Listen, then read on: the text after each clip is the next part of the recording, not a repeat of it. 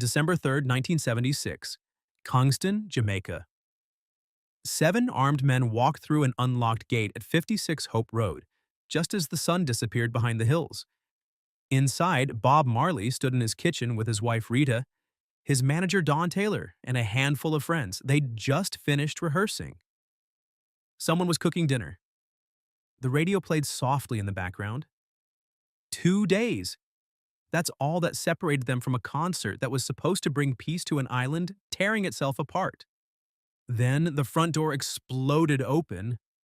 What happened in the next 60 seconds would become one of the most shocking moments in music history. But what Bob Marley did just 48 hours later would transform him from a reggae star into something far more powerful, a living symbol of courage that violence couldn't destroy. To understand why anyone would want Bob Marley dead, you need to understand what Jamaica had become by 1976. Jamaica wasn't just experiencing political tension in the mid-1970s. The island was bleeding. Prime Minister Michael Manley led the People's National Party with a socialist vision. He'd formed ties with Cuba, promised to redistribute wealth, and spoke about democratic socialism in a way that made certain people very nervous. On the other side, the Jamaica Labour Party, led by Edward Seaga, represented business interests and warned that Manley was turning Jamaica into another Cuba. But this wasn't politicians arguing in Parliament. The conflict had spilled into the streets of Kingston, turning neighborhoods into war zones. Entire sections of the city belonged to one party or the other. Cross the wrong invisible line and you might not come back. Young men from the ghettos, given guns and money by political operatives, carried out attacks on rival areas. They burned houses. They shot up communities. People were killed for living in the wrong neighborhood or supporting the wrong party. Families fled their homes in the middle of the night with nothing but the clothes on their backs. The death toll climbed past 800 during this period, a staggering number for a small island nation.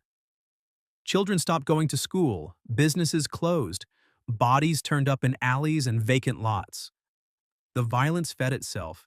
Each killing demanded revenge. Each act of revenge justified another killing. International media started calling Jamaica one of the most dangerous places on earth.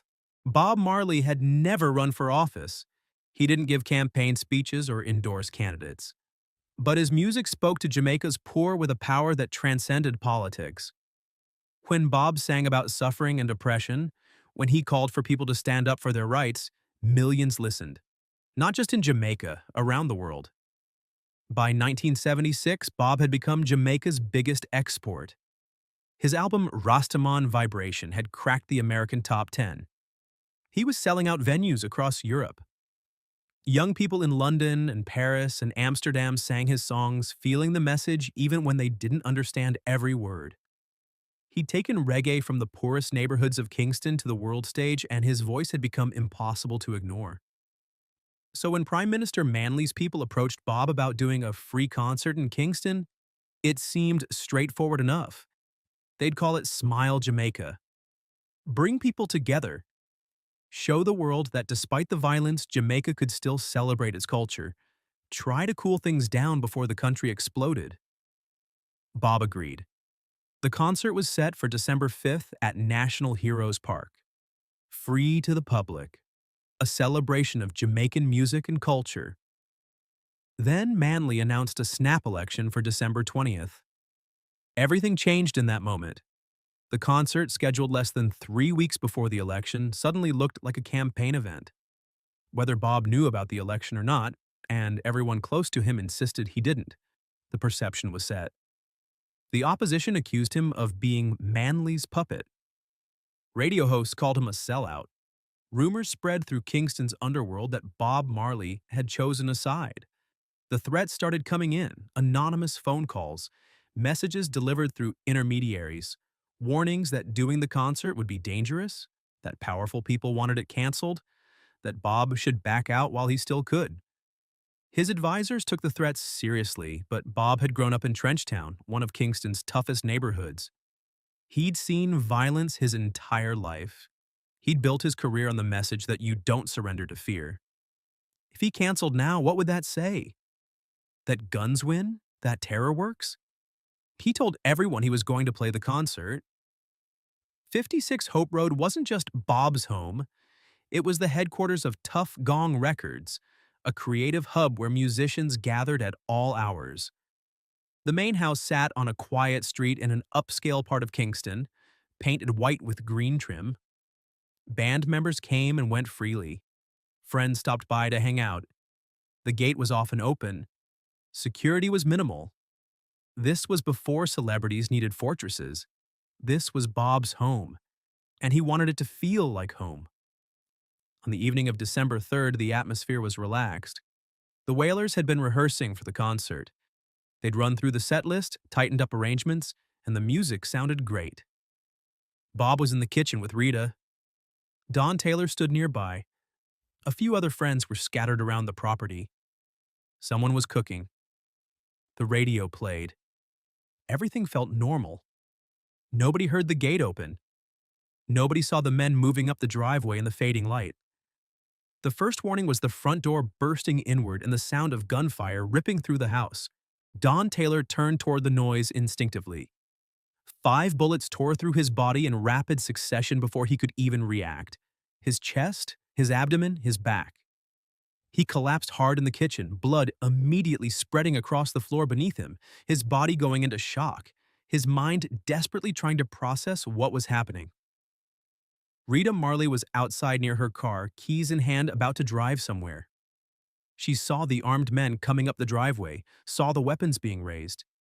She tried to run, tried to get away. A bullet struck her in the head with sickening force. The impact knocked her off her feet and she went down hard in the driveway, unconscious, blood spreading beneath her. Bob was still in the kitchen when the shooting erupted. For one frozen moment, his brain struggled to make sense of the chaos.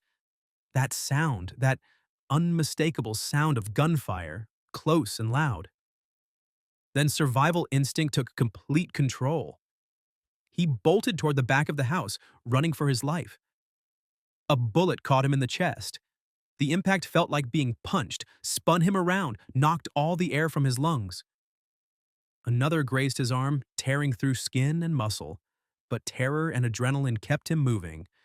Somehow, through all the chaos, he made it out the back door and into the darkness of the hills behind the property. The gunmen fired continuously. Bullets shattered windows. They punched through walls, through doors, through everything. The sound was overwhelming, deafening, drowning out everything else. And then, after what felt like an eternity but was probably less than a minute, it stopped. The men ran back through the gate and vanished into Kingston's night. The scene inside was devastating. Don Taylor lay in the kitchen barely conscious, bleeding from 5 wounds. Rita was motionless in the driveway with a bullet wound to her head. Another friend had been hit, and Bob was gone, disappeared into the darkness, nobody knowing if he was alive or dying somewhere in the hills. Neighbors called for help. Within minutes, people started arriving. The wounded were rushed to the hospital. Police secured the scene. Word began spreading through Kingston like wildfire. Bob Marley had been shot. Bob Marley might be dead.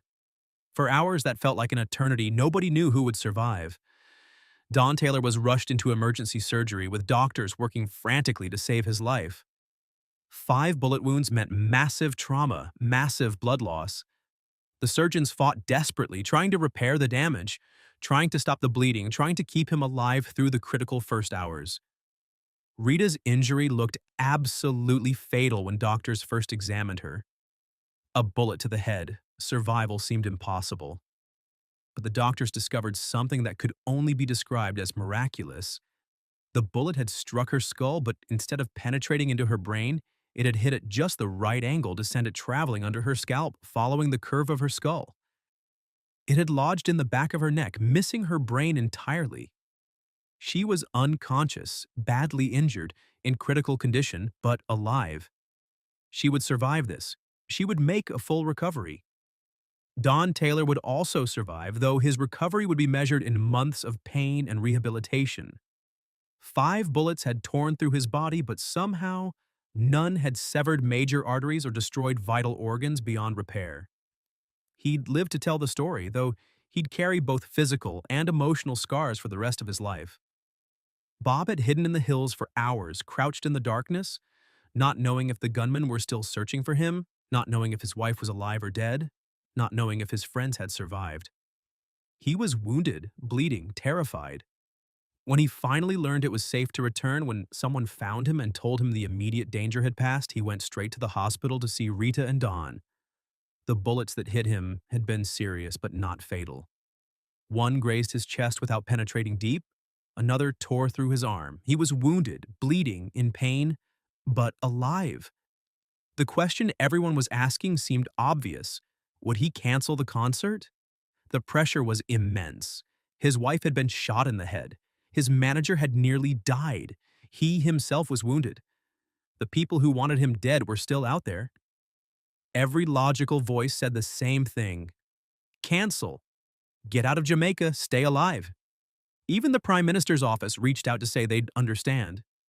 Nobody expected him to perform 2 days after being shot. His safety mattered more than any concert. But Bob wasn't thinking like a celebrity protecting his brand. He was thinking like someone who'd grown up watching violence win, watching fear control people's lives.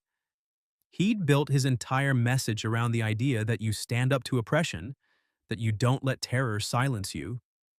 If he backed down now, what would that say? In Rastafarian belief, there's a concept that God works through all of us, that we're all connected. Bob believed he'd survived for a reason. Those bullets should have killed him, should have killed Rita, should have killed Dawn. But they hadn't. To Bob, that wasn't luck. That was a sign he had more work to do.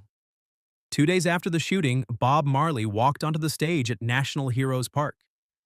His arm was wrapped in white bandages that stood out against his skin.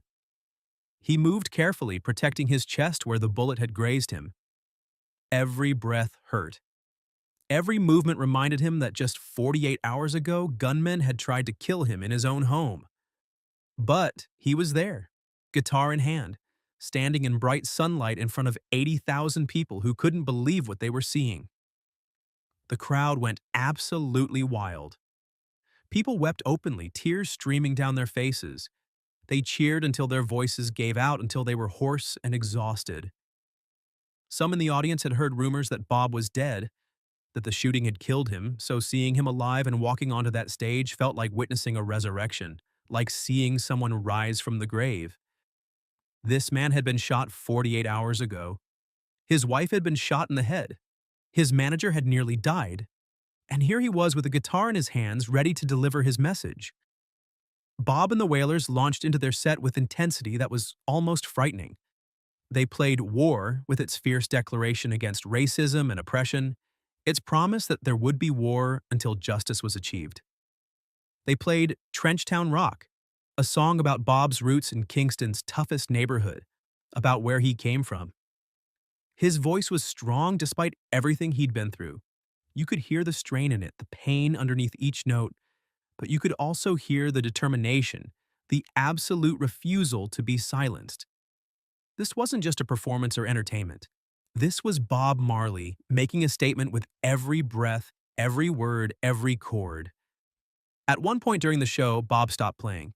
He put down his guitar and spoke to the crowd about what had happened. Then he lifted his shirt and showed them his wounds, the bandages wrapped around his torso, the physical evidence of what had been done to him just 2 days before. People gasped audibly. Some covered their mouths in shock and horror. Others just stared, unable to look away. It made everything devastatingly real. This wasn't just a story they'd heard on the radio or rumors spreading through neighborhoods. This was actual blood, actual violence, actual survival happening right in front of them.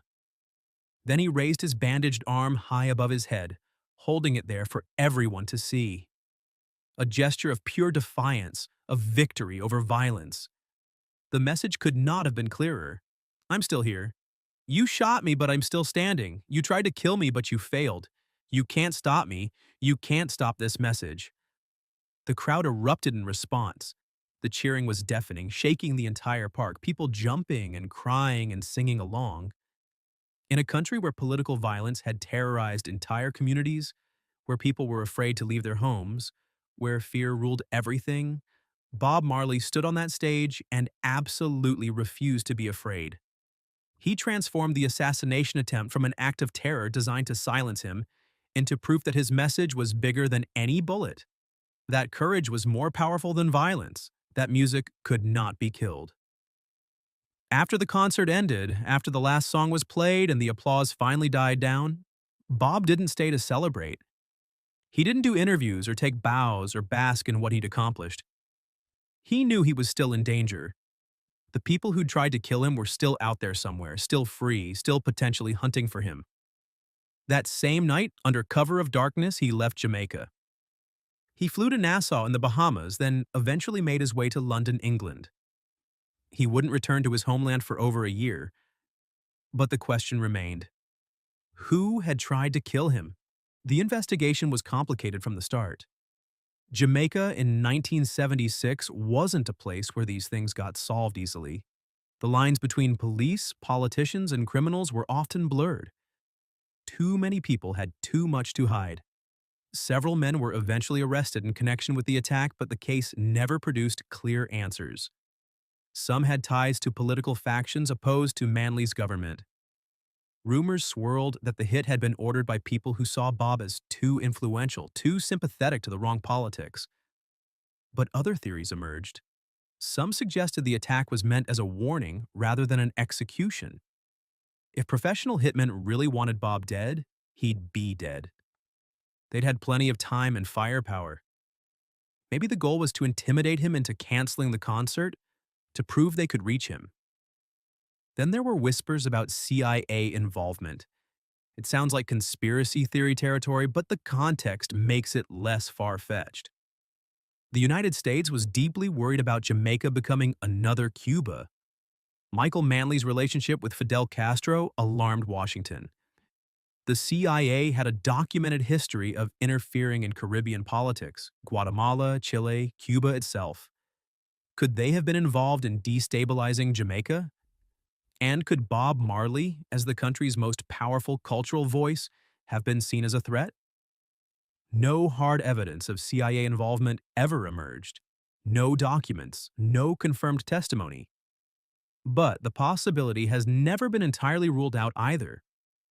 Bob himself clearly believed the attack was political. In interviews afterward, he spoke carefully but directly about forces that wanted to keep Jamaica divided, about people who benefited from chaos and violence. He never named names, he was too smart for that, but the message was clear. This wasn't random. This was about silencing a voice that had become too loud, too dangerous to certain interests. One of the most chilling aspects was how completely the gunmen vanished. They walked into Hope Road, shot up the house, and disappeared into Kingston like ghosts. For a crime that shocked the world, remarkably few answers ever emerged. The investigation stalled. Witnesses were hard to find, people were too afraid to talk. Years later, some people involved in Jamaica's political violence of the 1970s came forward. Former gang members gave interviews. A few spoke about the Marley shooting, but their accounts were contradictory. Some claimed credit. Others denied involvement. The truth stayed murky. What's clear is that the shooting was meant to silence Bob or intimidate him. And in that sense, it failed completely. If anything, it amplified his voice. It turned him from a popular musician into a symbol of resistance. It proved his message was powerful enough that someone feared it. The assassination attempt became woven into Bob's mythology. It added a dimension of danger and sacrifice to his story. People who might have just seen him as a talented musician now saw him as a warrior, someone willing to die for what he believed in. In London, Bob channeled everything into his music. The shooting had changed something in him. He'd always been serious about his message, but now there was a new intensity. He'd looked death in the face and chosen to keep moving forward. In 1977, Bob and the Wailers released Exodus, an album that would become one of the most celebrated records in music history.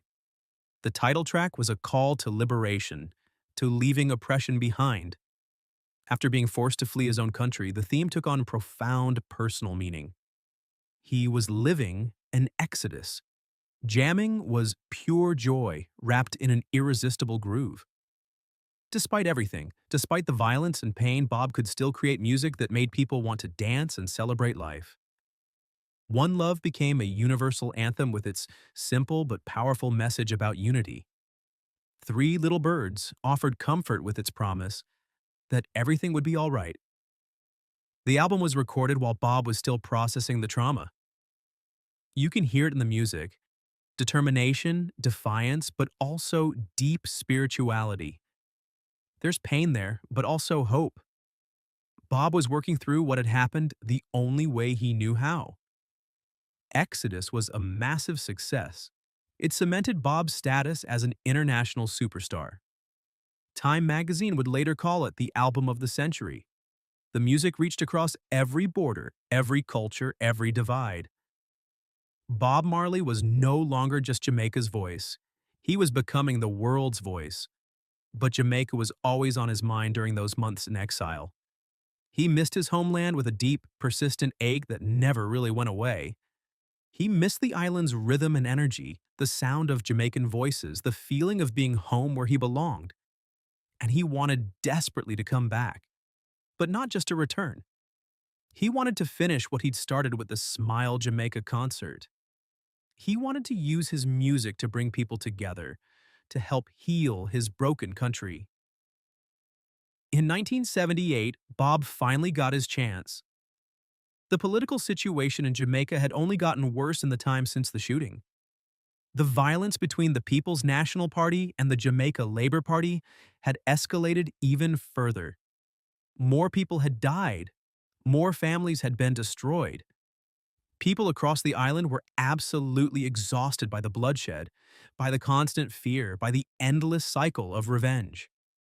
Some genuine leaders from both political sides, people who were sick of the violence and truly wanted it to stop, decided something radical and unprecedented needed to happen. They reached out to Bob and asked if he would return to do a peace concert. This time, they promised him it would be genuinely different. Not another political rally tied to an election, not an event that could be manipulated for partisan gain. Just a sincere, honest attempt to bring Jamaica's two warring sides together through music, to show that peace was actually possible, to prove that music really could heal deep wounds. The goal they set was ambitious to the point of seeming almost impossible. Get Michael Manley and Edward Seaga, the leaders of the two parties whose supporters had been killing each other for years, to stand together on the same stage in front of the Jamaican people and the watching world. Bob agreed immediately. This was what he'd survived for. This was why he'd played that concert in 1976. He believed music could heal, that Jamaica could be saved. The One Love Peace concert was scheduled for April 22, 1978, at National Stadium in Kingston. It would feature reggae's biggest acts, but everyone knew Bob was the main attraction. On the night of the concert, over 32,000 people packed the stadium. The energy was different from Smile Jamaica. This felt more spiritual, less political. The crowd represented both sides of Jamaica's divide. Rival gang members were in the same stadium, separated by invisible lines but present in the same space. Bob performed late in the show. When he took the stage, the energy shifted. This was the moment everyone had been waiting for. The crowd erupted before he'd even played a note. He launched into jamming, and people couldn't help but move. For a few minutes, nothing else mattered but the music. Then, Bob began speaking to the crowd about peace, about unity, about Jamaica coming together. His voice was passionate but calm. He wasn't lecturing. He was asking, pleading. And then he did it. He called for the political leaders to come up on stage.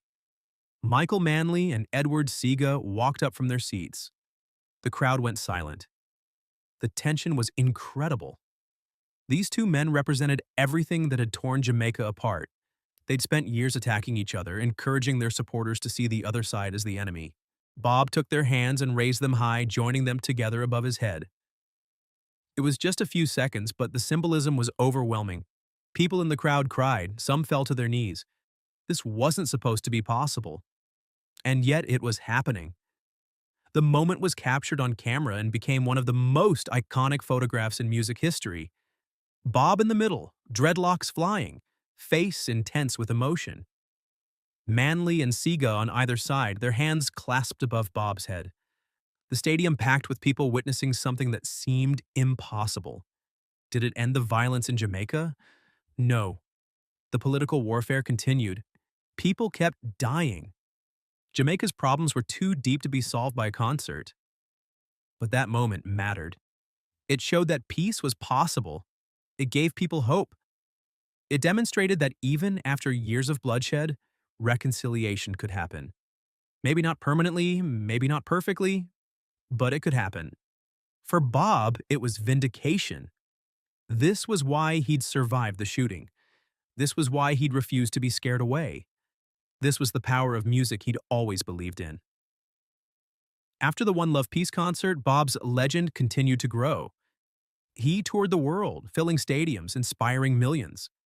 His 1979 album Survival addressed colonialism and African liberation directly. In 1980, he performed at Zimbabwe's independence celebration, the nation newly freed from colonial rule. Bob saw it as witnessing prophecy fulfilled. But by late 1980, something was wrong. Bob had been feeling sick for months. There was fatigue that wouldn't go away. An old wound on his toe from a football match years earlier had never properly healed.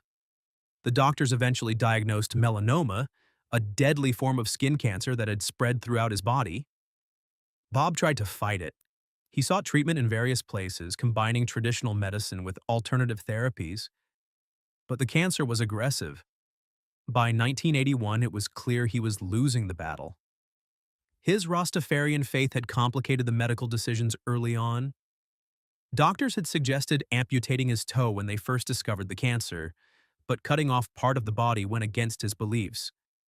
By the time he agreed to more aggressive treatment, the disease had already spread too far. Bob Marley died on May 11, 1981, in a Miami hospital. He was 36 years old. The news devastated Jamaica and shocked the world. Here was a man who'd survived bullets, who'd overcome poverty, who'd carried a message of love and unity to millions, taken by a disease he couldn't fight off. Jamaica gave him a state funeral. Over 100,000 people filed past his casket. The line stretched for miles. Old women who'd known him as a boy, young musicians he'd inspired, politicians, gang members who'd declared a truce to attend. Everyone came.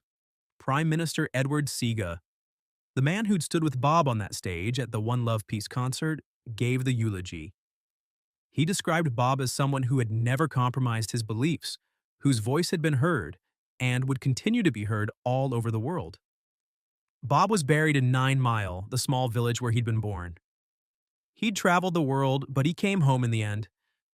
His tomb was built in Ethiopian Orthodox style, reflecting his Rastafarian faith.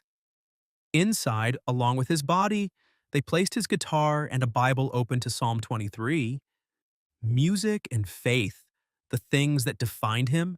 The shooting at Hope Road never left Bob's story. It became part of his mythology, proof of his courage. The fact that he took those bullets and still played that concert 2 days later became the defining moment of his life.